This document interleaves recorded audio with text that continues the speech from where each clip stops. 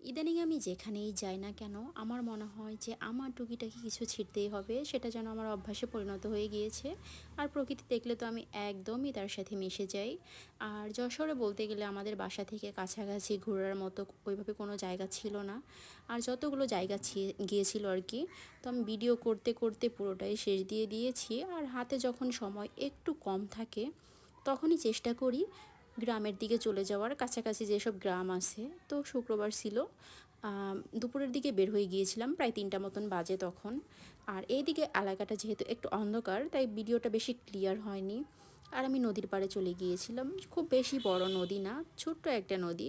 তবে মাশাল্লাহ মাশাল্লাহ বলতে হবে, জায়গাটা আর নদী সব মিলিয়ে অনেক বেশি সুন্দর ছিল। আবার ছোট্ট দুইটা হাঁস দেখলাম নদী দিয়ে উড়েও যাচ্ছে। আর এই দিকে দেখলাম আমাদের টিকটকার আপা টিকটক করতে করতে যাচ্ছিল।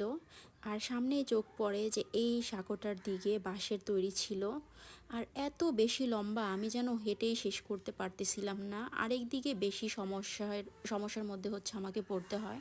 আর সেটা হচ্ছে আমার উঁচু জুতো। আসলে বলতে গেলে আমার ওইভাবে নিচু কোনো জুতাই নেই, সবগুলো জুতোই হচ্ছে এরকম উঁচু। আর যেইখানেই যাই জুতো নিয়ে পুরো হ্যারাজ হয়ে যাইতে হয়, এমন একটা অবস্থা। আর এদিকে দেখেন ধুলাবালির মধ্যে হাঁটতে হাঁটতে আমার পা কিন্তু কালো থেকে সাদা হয়ে গিয়েছে, কোনো রকম কোনো মেকআপ ছাড়াই। আর এই দিকে দেখলাম যে মেশিন থেকে পানি আসতেছে, ভাবলাম যে পাটা ধুয়ে আমি পরিষ্কার করে নেই।